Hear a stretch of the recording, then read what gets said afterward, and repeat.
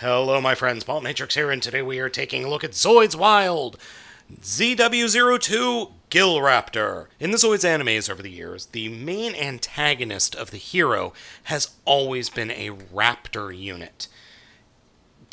Just go look it up. It's always been the main bad guy, or not the main bad guy, but really the one that really just annoys the hero through most of the series.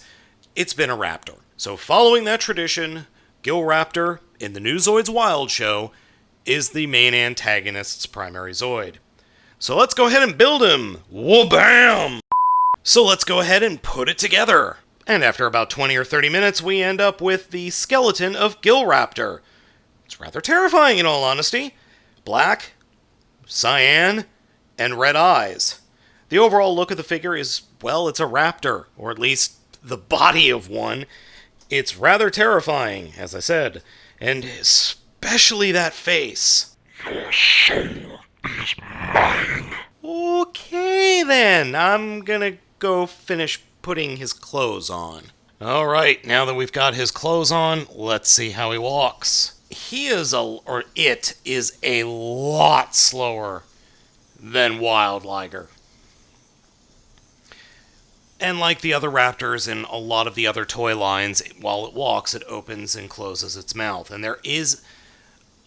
it looks like there's supposed to be a cannon at the top of his mouth, but you can't really see it from the side. No, there's no cannon. I thought there was when I was putting him together. The overall aesthetic of Gilraptor is pretty darn good. Red on black with the cyan pegs, or I guess they're supposed to be bolts. Works really well.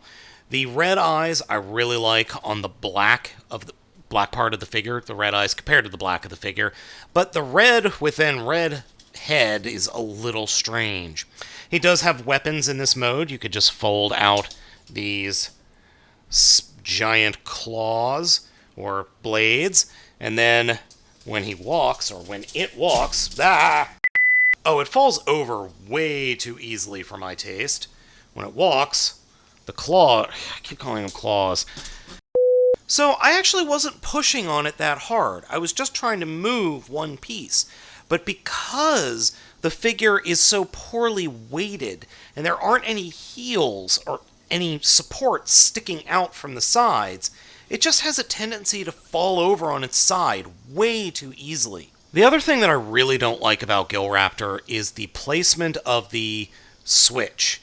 It's kind of universal for most of the larger figures, but getting to it when the blades are all the way back is very difficult. There's just barely enough room back there for me to get my finger in, and then if I turn my finger, I start stabbing myself in the cuticle with the little point of the blades here.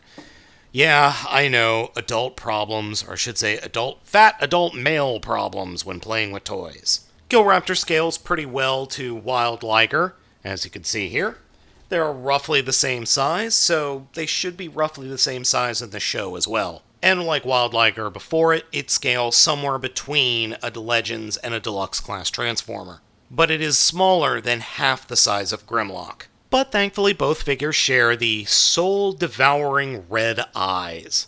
Overall, Gilraptor is pretty cool, but there are a couple of flaws. I would have liked to have seen something closer down to the feet, sticking out to the side to give it a little bit more stability, and I don't really care for the placement of the on-off switch. But that's pretty much it. Those are my big complaints. If you like the Raptor Zoids, then you're going to like Gilraptor. I also really appreciate the fact that all of the parts are in bags, as opposed to on parts trees or parts sprues that you have to clip off. I would really actually like to see a Gundam line do that, just to see what they would come up with. So gang, let me know what you think of this figure down in the comments. Be sure to subscribe to my channel, hit that like button, and be sure to hit the bell to let you know when a new video is out. As always, I am Baltmatrix, and I will catch you next time.